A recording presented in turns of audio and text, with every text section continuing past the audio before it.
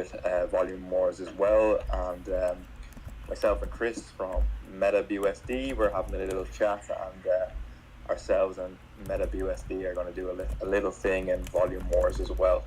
So Ray, I don't know if you want to be referred to as Railgun or Ray or whatever. Oh, just call me Ray, it's fine. Ray is good. You tell me a bit about yourself and how you got involved with Volume Wars and how you sort of came into the DeFi space in general. Oh, I've been following cryptocurrency and blockchain for a very long time. I originally found out about Bitcoin back in 2012, actually, a really long time ago at this point, especially in sort of crypto years, right? So back in 2012, I found out about Bitcoin and some related like crypto technologies. At the time, it was basically the only crypto that people talked about, but I didn't really buy it. I didn't think about it in terms of money or growth, and it was just kind of difficult to buy it at the time as well. I tried in 2013, but I didn't really pass KYC at the time, so I only mined some Litecoin. I only became involved in terms of actually investing into crypto back in 2016, in the 2016 to 2018 market. And then again, 2020 to 2022. And during this time, I'm a developer, like outside of crypto as well. And so I got the opportunity to work on Volume Wars and some other crypto projects because I got to know some people in the space, especially throughout 2017. Through Discord and other chats, I managed to know a lot of people in the space, and some of them introduced me to the main funder of Volume Wars, who is also known as Farmer, and he basically funded the development of this project. It was originally his idea, and I got involved in it when it was a sort of already theoretically a late stage, because the initial version of a smart contract was already written and I was supposed to implement the front end. However, there were many issues with the original smart contract, so I offered to rewrite it entirely. And that's how we came to today's Volume Wars. Our current version is actually the 5th iteration of it. We remade the front end and the smart contracts multiple times because, we finished it, then we changed our minds a few times. We thought we could make some improvements, and over months we ended up with the current version, which I think is pretty good and also has great room for expandability in terms of features.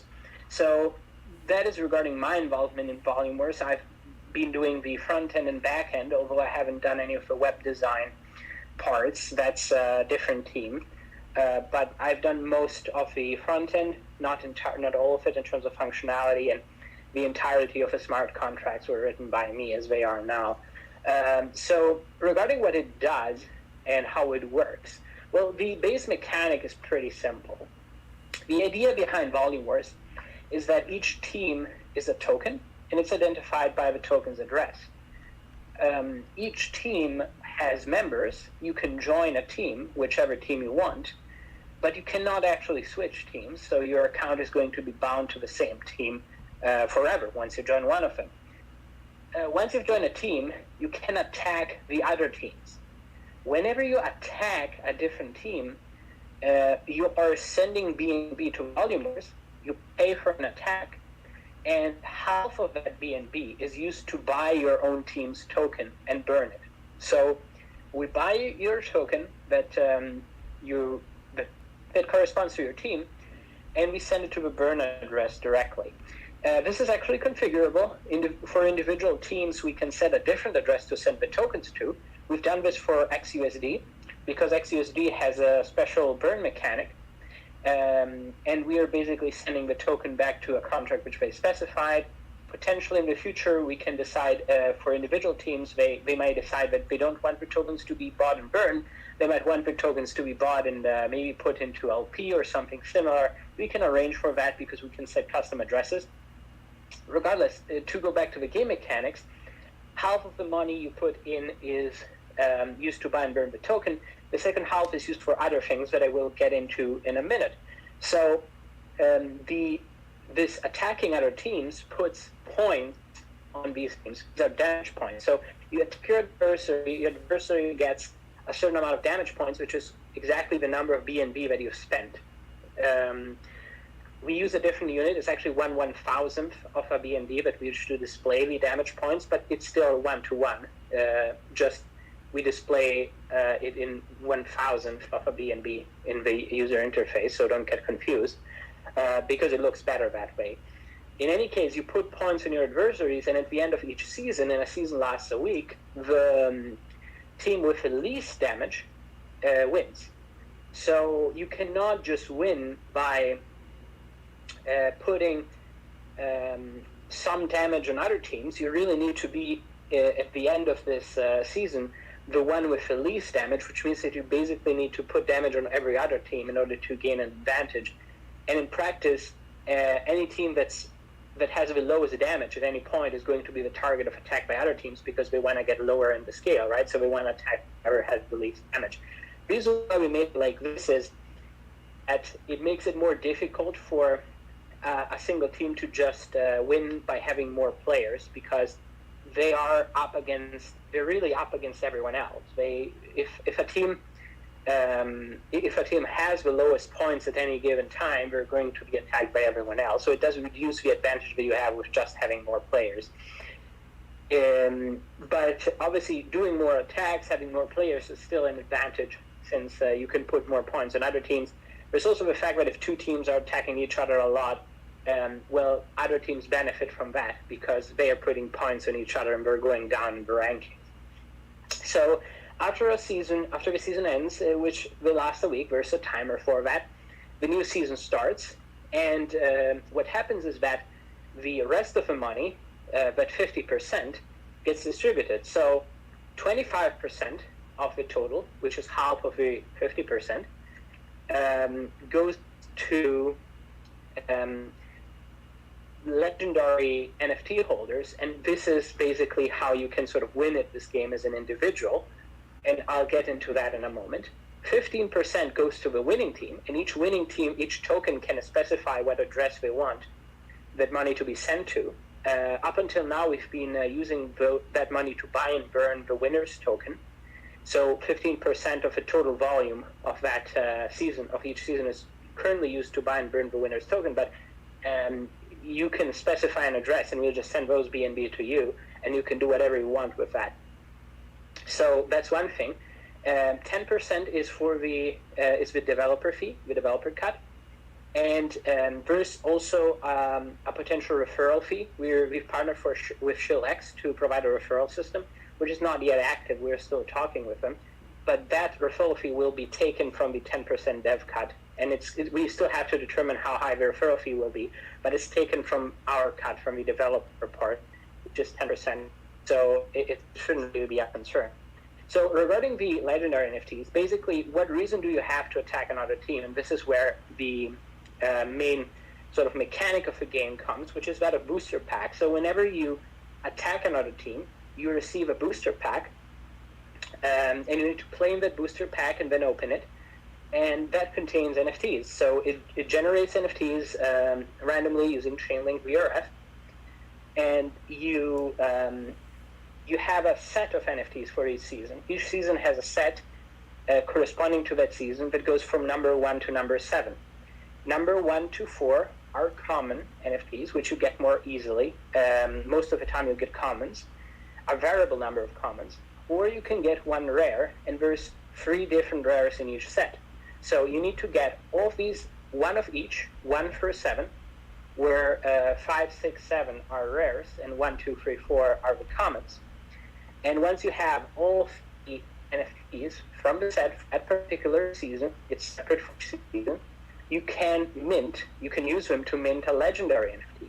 The legendary NFT pays dividends, which are taken from 25% of the volume of our revenue. So the 25% goes to the holders of legendary NFTs, and as I said, in order to get them, you need for a particular season to complete the set of 7 cards, of which 4 are common, 3 are rare, but you need 1 of each. You burn them in order to mint this legendary, which you then can stake and receive revenue from. as I said, comes from, just to repeat it, to make it clear, it comes from 25% of the money that goes into volume wars. So that explains where the money goes. There's a few other things that we thought about. So one thing is, what are the odds of getting a rare, which is the main sort of setting in volume wars. It's the most important thing, because that determines how much money you need to spend in order to basically complete the set and get a legendary. So the way we do it is, we decided that we wanted to make sure that a certain number of legendaries are made in a particular season, regardless of the volume. Now, we cannot predict the volume that a season will have, because we don't know. It can have any amount of volume. So we can't set those odds in advance to be exactly what we want. However, we can presume what volume there will be by making a moving average of the volume of the last 5 seasons. So we have a contract that actually adjusts the odds every season for getting a rare card from an attack. So basically, these determine your chances of ultimately getting a legendary card, and that is one way that you can, in a certain sense, win the game as an individual as opposed to a team. We have a difficulty adjustment contract that takes the moving average of the past 5 seasons and adjusts the odds automatically whenever a new season starts, the odds of getting a rare card. And this way, we can ensure that a limited number of legendaries is created each season. Obviously, if a season has unexpectedly high volume, because it suddenly jumps up, we're going to get more legendaries than we expected. But the way we tuned it is that currently, at least, and we can change this, and we'll probably make legendaries more rare over time.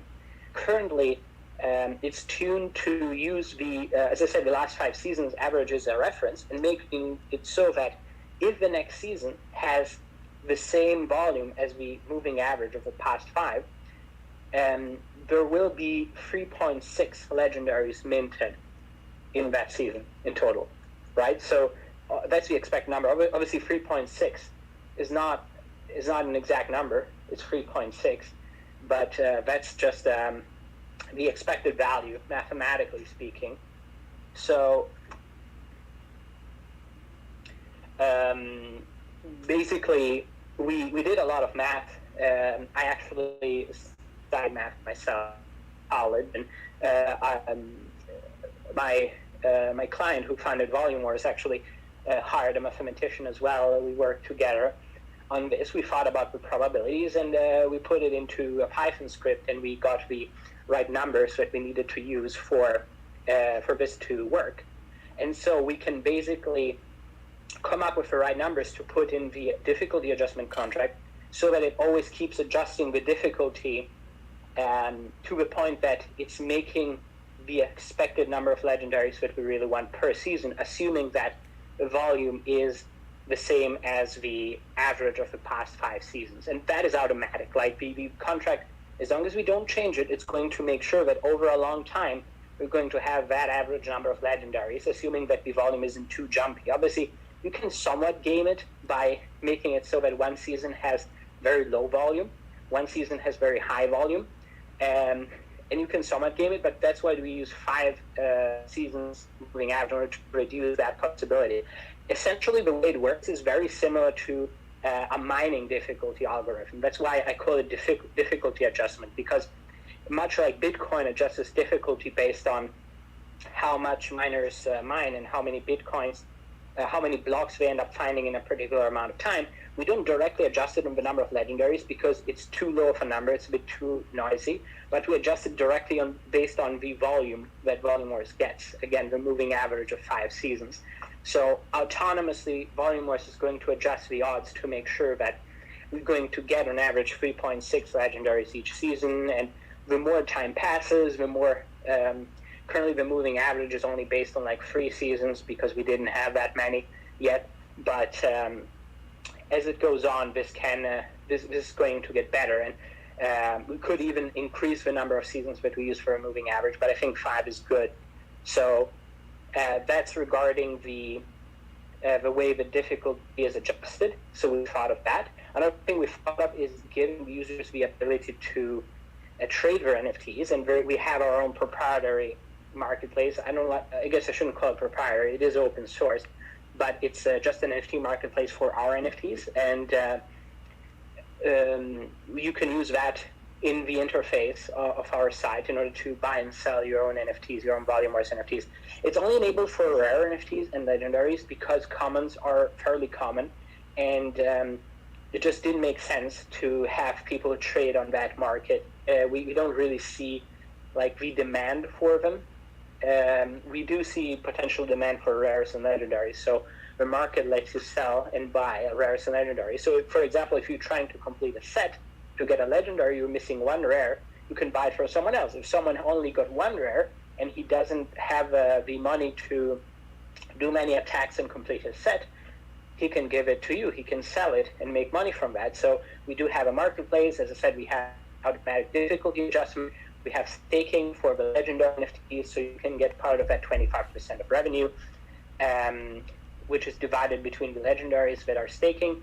We also have expiration for legendaries. You see, legendaries can only be staked for 52 seasons, which means a year.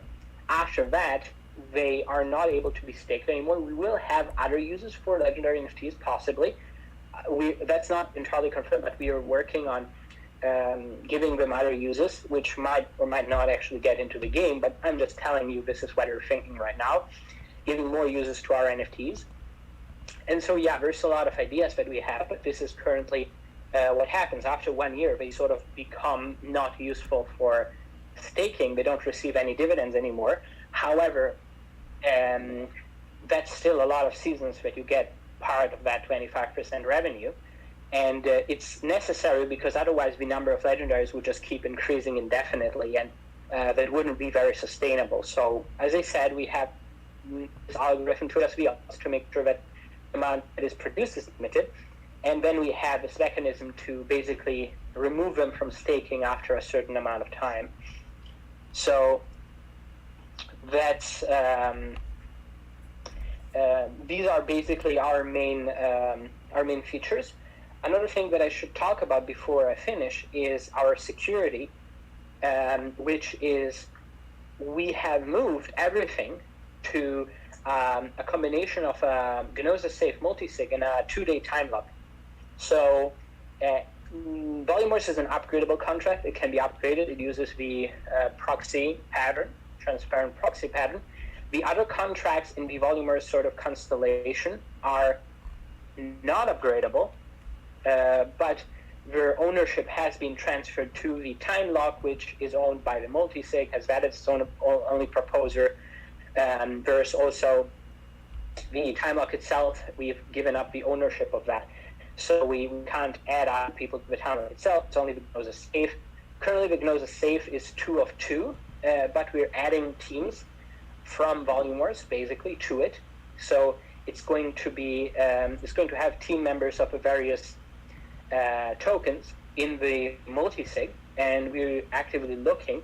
We'd like to get to 5 possibly, and at this point we're 2 out of 2, and we got another one who's participating and possibly another person after that. So we are almost set to get at least 5. We want to have a 3 out of 5 multisig for that. And again, there's also time lock, so users can be sure that we cannot rug pull Volume-Wars, and if we did, there would be a 2-day time period for them to stop using it, right? So that's one security feature. Another thing is that one mechanism that I didn't talk about, because we're not using it very much right now, is that whenever you attack with BNB, you receive an equivalent amount of XP, which is a ERC20 token. So whenever you attack like with 1 BNB, you receive 1 XP token. If you attack with half a BNB, you get half an XP token. The XP token is non-transferable, so it cannot be sold, it cannot be moved. It's just a token that represents how much you've played Volume-Wars, how much money you've put into it. And this token, which cannot be transferred, can, however, be used for voting in a future DAO that we're doing. So soon we're going to have a snapshot.org DAO where you can vote off-chain based on the amount of XP, how much you've played Volume-Wars, when it comes to improvements and proposals and decisions. For now, the snapshot.org DAO is not going to be able to execute anything on-chain. It's just something that tells us what the community wants, and then we're going to actually execute it using the multisig. But eventually, we think that we might directly create an on-chain DAO that a decentralized autonomous organization based on the XP token that can entirely autonomously change volume or change parameters and how it works without our intervention, without any intervention from us whatsoever. And right now it's indirect, it's through the multi-sig, so you can just propose things and vote on them and then we act on that. So this is our current governance model, and we're certainly open to suggestions when it comes to this stuff. Something that I have been considering myself and which I've planned to implement, but it's not the time yet, I think, is to have a separate XP token in addition to the main one for each team. So you can directly use that token to vote on internal team matters. Like each team could have its own DAO, and people who have played the game more and put more money in it can make more decisions. They could decide to change the burn address to the DAO address and then decide what to do with the tokens that have been bought for volumers. They can get the winnings, for example. We could give such a DAO that kind of control. It's not a thing yet, but it's something that I've considered doing. The thing is, it does require having a big player base and an active, because otherwise it's not going to really work. If it's just a few people, it's just going to be exploited. One last thing is that for the future, we've thought about creating another interface for volumers, especially the main attack cycle. We're considering creating one in Unity that is a bit more game-like and put it in the browser, or maybe a different system.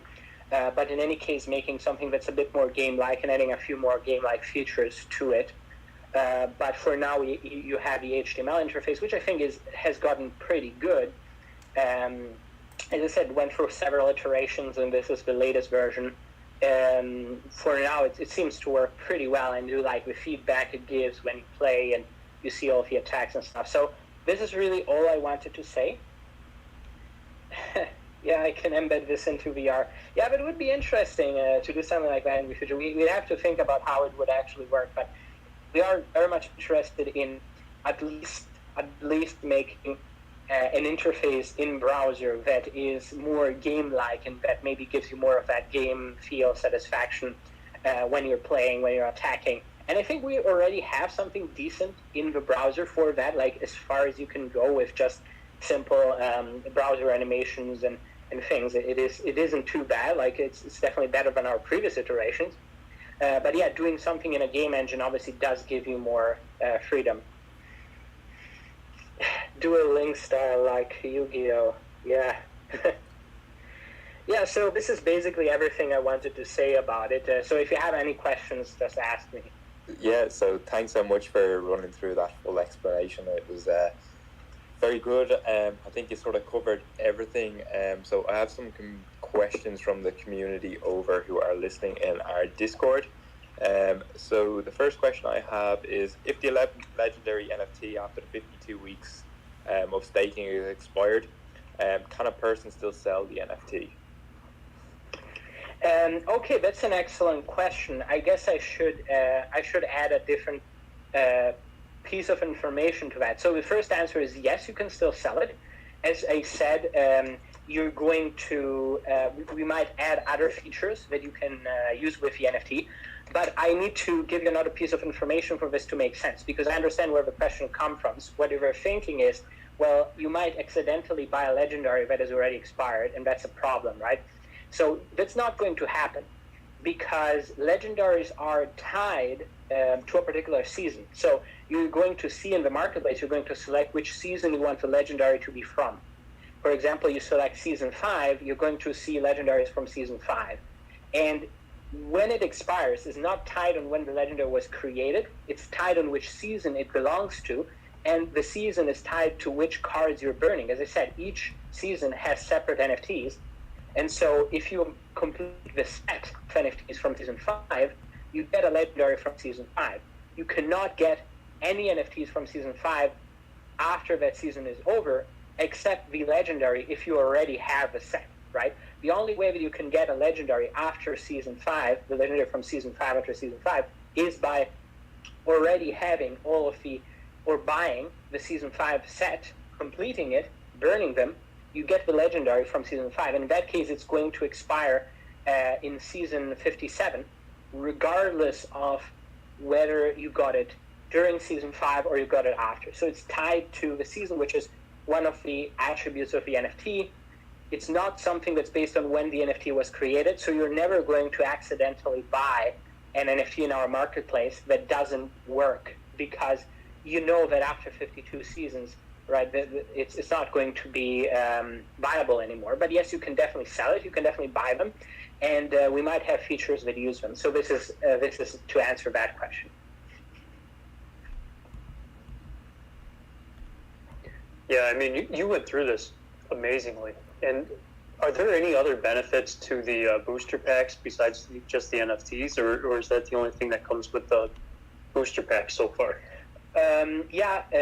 Actually, now that you asked me this, I did forget something. It's not directly answering the question. So directly answering the question is no, the only thing you get from the booster pack is these NFTs, and you can get one or more rares, as I said, one or more common cards or one rare from each booster pack. However, I forgot to specify one mechanism that we have. So because of how the game works and how rare NFTs are, you're going to get a lot more commons than you need. You're going to have a lot of common cards if you have some rares, because you're going to play the game many times before you get the rares you want. So the common NFTs, we came up with a way to sort of get rid of them productively, which is the reroll system. I called it Reforge. It ended up being called reroll in the interface because we kind of changed our minds, I guess, on the name. What you do is you can burn 5 common NFTs and get a booster pack of tier 2, which is equivalent to doing a tier 2 attack. There's 4 tiers of attack based on how much BNB you spend. So that booster pack, you can open it, you can potentially get a rare. The likelihood is somewhat low, but you can basically do this with your commons, because a lot of people have a ton of commons, we don't know what to do with them.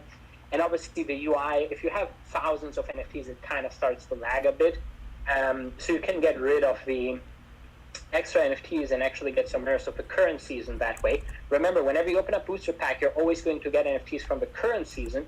It doesn't matter when you claim the booster pack. It doesn't matter when you did the attack. You're always going to get stuff from the current season. So a strategy, if you're not playing too much, is to just keep your booster packs claimed but unopened, and just keep playing for the seasons and eventually open all of them in a particular season, and you're more likely to get enough cards to get a legendary. So yeah, that's one thing. But the booster packs do not do anything except give you cards. However, you can get other booster packs by sacrificing 5 common cards. So that's one mechanism that I forgot to mention. Yeah, that's actually a really smart idea. So it means that if you aren't in a position to be obviously spending a lot of money on this sort of every season, that you can accumulate your booster packs through and carry them over between seasons, so that everyone sort of has an equal chance of getting a legendary based on their financial status. So yeah, that was Tyler talking to you there. He's one of our mod team. He's up here to help me co-host today. I see we have Chris up here as well from Meta BUSD. So the whole point of having this space is Glow V2 will be listing with Volume Wars, so we will be a part of it. So we'd love everyone who is a Glow investor to get on over and sign up to Volume Wars and start engaging in the game. It obviously helps a lot with the volume. As a community member, there's obviously a lot of stuff up for grabs, especially with the legendary NFTs, etc. like that, and staking them and getting 25% of all revenue. Myself and Chris have been having a little chat, and we're going to form some sort of an alliance even, and try to take on some of the bigger projects in the space together. So, Chris, do you have any questions for Ray? I don't have any questions, but I will just say that another big part of this, guys, is definitely just bragging rights. You know, being able to go up there on Twitter and say, hey, you know, Reflex, sorry, guys, we took you down. And, you know, every other guy out there. So don't forget that. This is competition, and it's fantastic to be able to engage in some nice, friendly competition, and it benefit all the projects that are involved, and just keep everybody, you know, doing something with the team and with the project. I will say that it's something that's never referenced whenever we have these chats about volume wars, and I think it's worth while mentioning. You said there's 4 tiers of attacks. Can you quickly go over what those tiers are and what those costs are behind those attacks?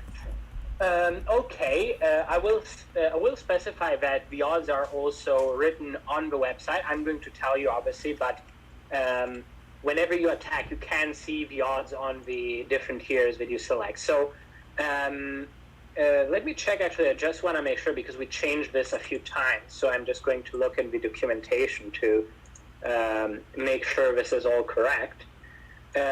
So the first tier, which is tier 1, has it only lets you get common cards.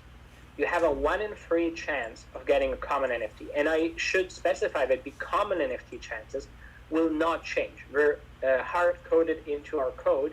The only chances that change with the difficulty adjustment system are the rares, because the rares prevent you from getting a legendary, the limiting factor. So those change. The common things are completely fixed. So the common chances, which are fixed, are 1 in 3 for tier 1, no chance of rares. For tier 2, you have a 1 in 2 chance of getting 1 common NFT. And in terms of rares, that changes all the time. So I'm going to check what the Volume Wars website actually gives you, because it takes the values from the contract directly. So it's actually always updated. So Also, the chance of getting, Before you run through them all real quick, what's the BNB relation to the different tiers? Oh yeah, I forgot about that. Sorry. The price of a tier 1 attack is 0.003 BNB. That's the lowest, but you cannot get a rare. You can only get commons. So this is like the entry level attack. It's like not really the one that you're meant to be using most of the time, but it actually gives you the highest amount of commons per BNB. This is the thing, like the lower tier attacks actually give you more commons per BNB. The higher tier attacks do give you more commons per attack, but they give you more rares per BNB. So it's a little bit better in terms of overall odds. So the second tier attack is 0.01 BNB. This one gives you a 1 in 447 chance of getting a rare. It's the lowest chance because it's the lowest attack that will give you a rare. But it's also just 0.01 BNB. So basically $2 and change. I will say these odds do change. It used to be 1 in 250, but volume went up, so the odds went down. 1 in 250 is obviously much better odds than 1 in 447. It gives you 0 to 1 common NFTs. It's 50-50, whether it gives you 0 or none. But if you get a rare, you're never going to get a common. This is true for all tiers. You either get some commons or you get no commons and a rare. Or you get no commons, obviously. So the third tier of attack is 0.06 BNB. So that's 6 times 2. It gives you a 1 in 70 chance of a rare currently. 1 in 70. And it gives you 0 to 2 common NFTs. And this is also equal chance. So there's a 1 in 3 chance you get 0, 1 in 3 chance you get 1 common, 1 in 3 chance you get 2 commons. The final tier, which is tier 4, is a bit special because it guarantees you get at least 1 common if you don't get a rare. So it's 1 to 3 commons, also equal chance of getting 1, 2, or 3 commons. But the chances of getting a rare are 1 in 35. So this is the best chance of getting a rare. You just need to do 35 attacks, and on average you're going to get at least 1 rare. And it's currently 0.12 BNB in terms of price. So I guess BNB is something like 230, so it's like what, the 23 plus half of that, so 30, 35 or something. Not entirely sure, but it's I don't even know what the exact price of BNB is. This is the priciest attack. Tier 4 is at 135 chance of getting a rare. Now, keep in mind that, again, these odds change based on the volume. It used to be 1 in 25. Actually used to be 1 in 20 originally. And this season, actually, the odds went up a lot because previous season had less BNB, because the season before that had a lot of BNB. The odds went down a lot after that. So it's going up and down currently. Obviously, once we have more seasons, we're going to have things average out more, and there's going to be less sudden changes in odds. So one thing I wanted to say that's really important is once you get a legendary, or you get enough cards to make a legendary, it's advisable to forge the legendary immediately. So you create it immediately once you have a set, and stake it right away. You have to stake it in order to get the rewards, because rewards are basically distributed whenever the season changes. So the previous season rewards are just as soon as the season changes. If you don't have a legendary stake by the time the season ends, you're not going to get that season's rewards. So you're going to lose a season. You're going to get them next season. But you really want to stake your legendary. So create it and stake it as soon as possible before the season ends, because that's when the rewards for that season are distributed to only people who are staking. So if you're not staking and you have a legendary, you get nothing. You just need to remember to stake it. It doesn't cost you anything except a transaction.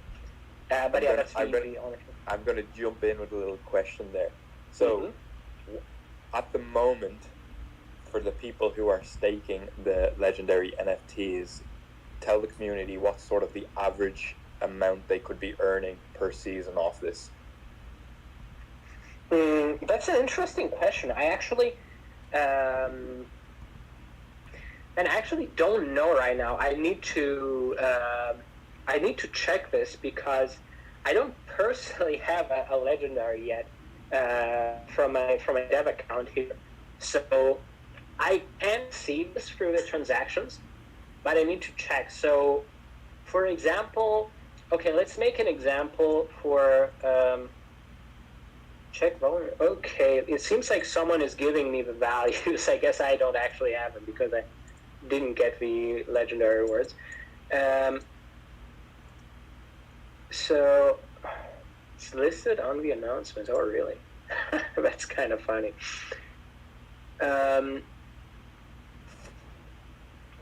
Okay.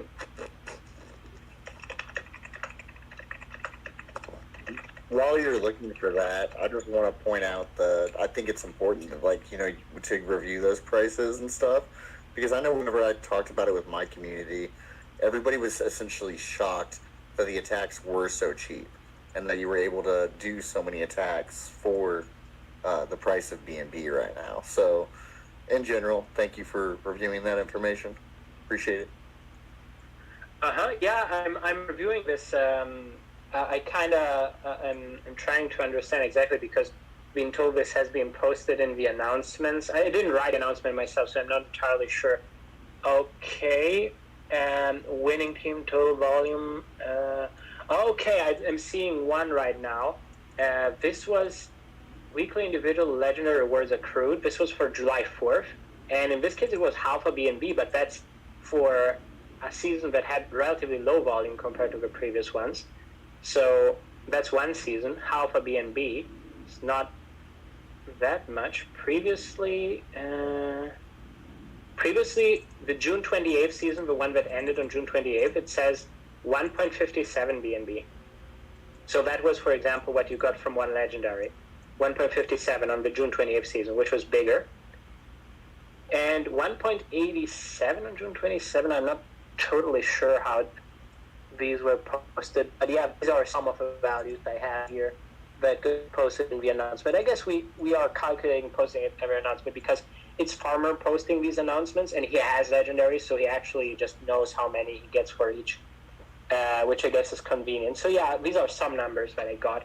1.5, 0.5 for a low volume season, and 1.87 a different time. So yeah, you do have different, you have these kinds of, obviously the more legendaries there are, the lower the rewards for the individual, because it's distributed equally on the number of legendaries, right? For each legendary you receive a certain amount. But obviously the more people have legendaries, the more volume has gone in volume wars over time. And I should say the prices, I'm glad that you think the prices are cheap. I will say that the price of the attacks only really matters for the cards that you get, because in terms of the attacks, it's sort of 1-to-1, right?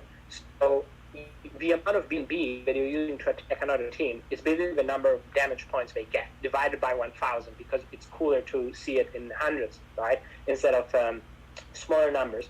But the price there is just all 1-to-1. So in reality, you can actually attack with any amount of BNB you want. This is not something that you can do with the UI, but in the contract you can do it. You just won't get more packs with that. Like if you attack more than the threshold to get the tier 4 booster pack, you're not going to get more booster packs, but you will give more damage to your enemy and get more XP. But we don't want to do this for now because we want people to get the right amount of rewards. So it's interesting that you mentioned that they're cheap, but I will say that we have automatic difficulty adjustments. So if they are too cheap, that's sort of going to be adjusted automatically. The price doesn't change, but the chances will change, because the more people use these attacks, the higher the volume gets, and so the lower the chances are going to be in the next season. So the hope is this automatic difficulty adjustment, much like it works for mining with Bitcoin and Ethereum and all these other currencies, that is going to be self-adjusting in this way. And if the prices are too low, people will get more volume. Obviously, the fact that BNB, the value of BNB changes, is a bit of an externality to this. It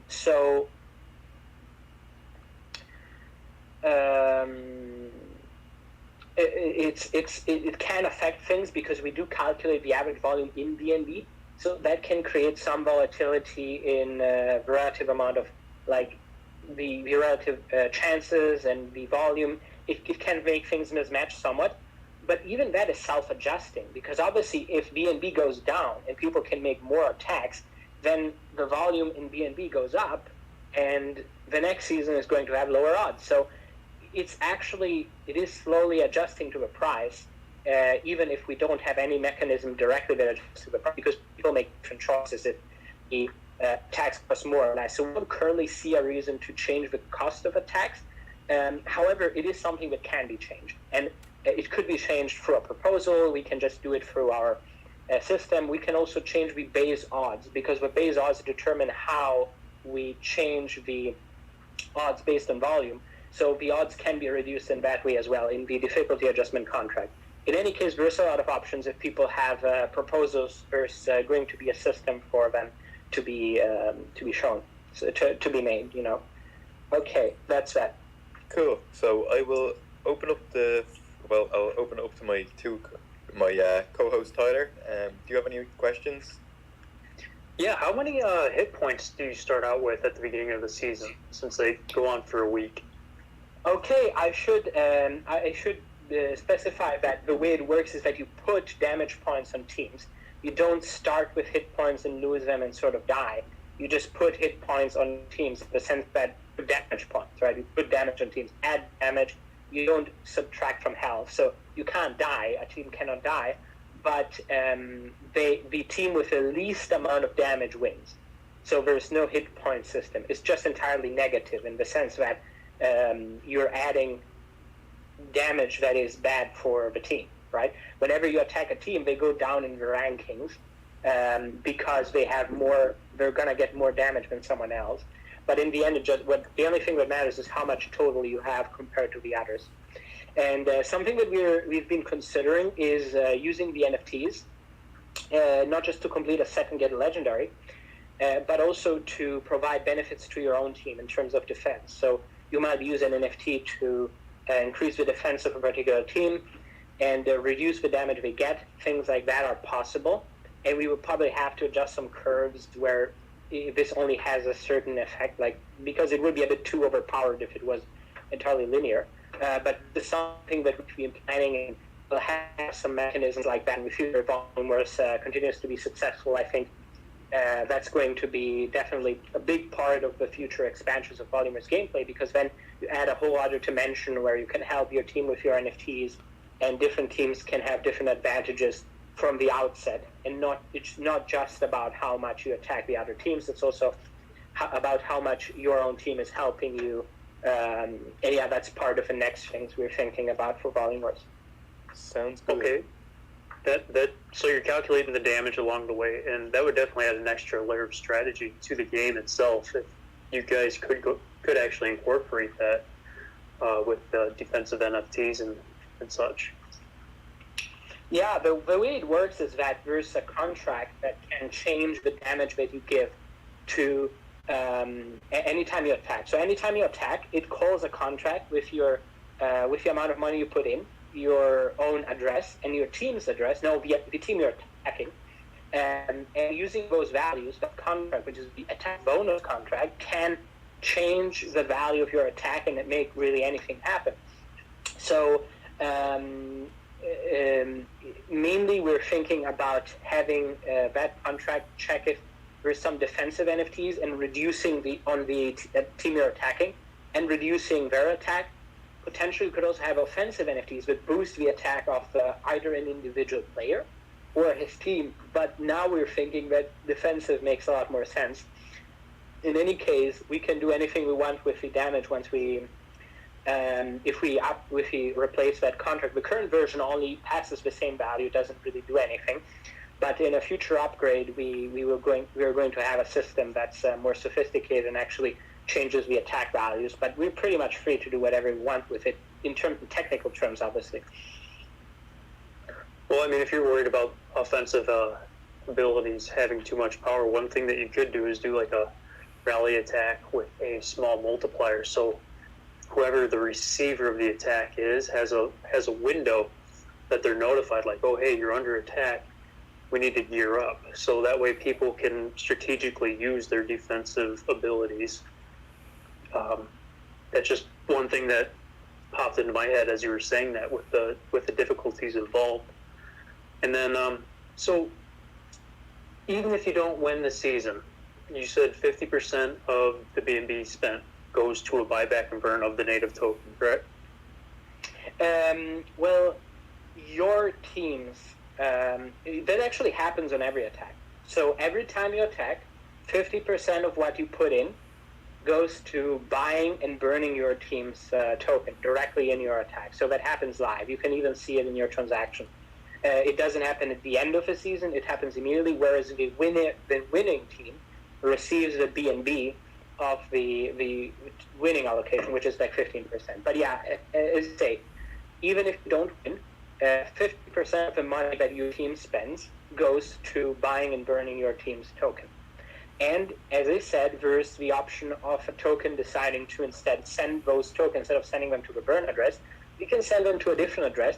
We'll have to figure out how to make these kinds of decisions, but we'd like the dev team of the particular token to have their input and their community to have input on that and decide what to do with those tokens if you don't want to burn them. But right now it is all buy and burn for all of them.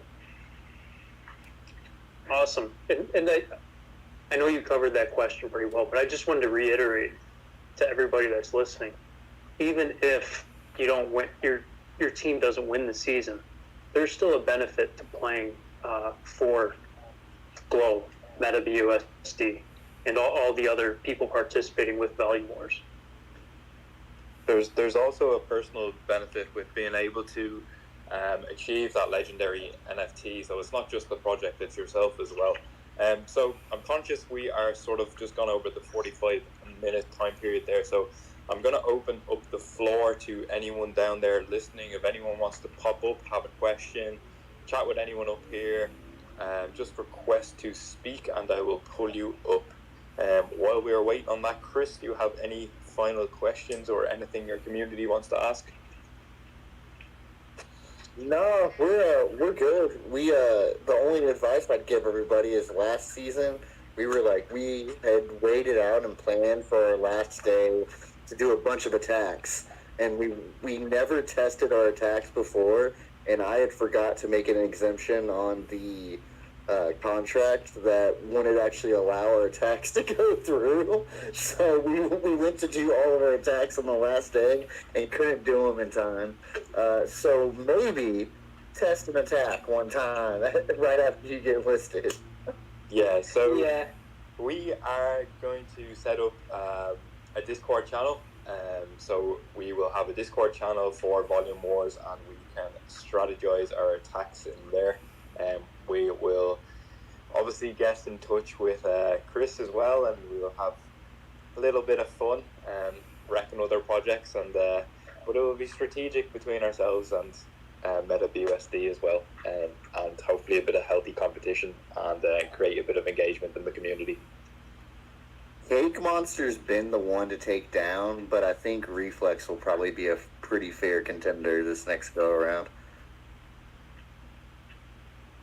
So I don't see anyone coming up for any questions. Either I can't see them or my Twitter is broken. I know Twitter's been very glitchy tonight. I'm just going to check our Discord now and see if there's any other questions in our AMA space. No, we have nothing else.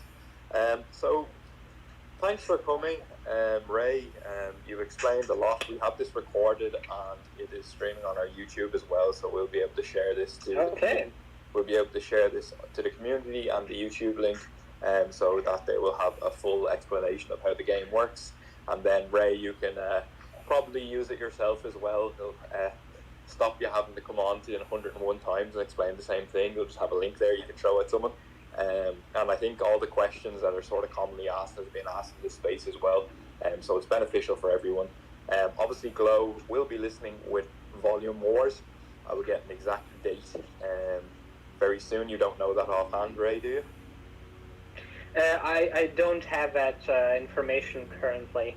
No problem. So I will get in touch with you and we can come up with a date that works. And I'm mostly free right now. I mean, I'm still continuing development, but I do have time in the next few days. Honestly, whenever it works for the others, I'm there. Sounds good.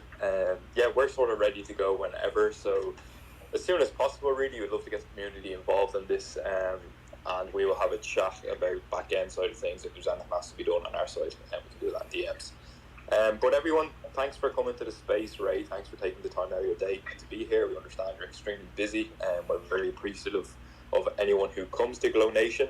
Tyler, do you have any closing thoughts?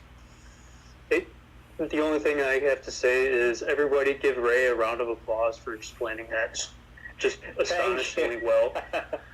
Thank you for that. Just give him a clap, and thank you for spending your time with us tonight. I hope everybody has a wonderful day. Yeah, thanks very much. And as we continue to move forward at Glow, we will continue to have these spaces with new projects that we are partnering and listing with, because I think it's of real benefit to the community. The founders of the projects and the development team behind the projects can always explain a concept much better than I can, because everyone who knows me at Glow knows that speaking about technical things isn't my strongest aptitude. So yeah, it's much better to have it come from the main guy's mouth, and you've done a great job at explaining it, right? Even from me, Thank you. to understand it now. So thanks so much for being here. Yeah, thanks for having me, honestly. Thank you. No problem. I will going to end the space now, and thank you very much everyone for coming. Goodbye.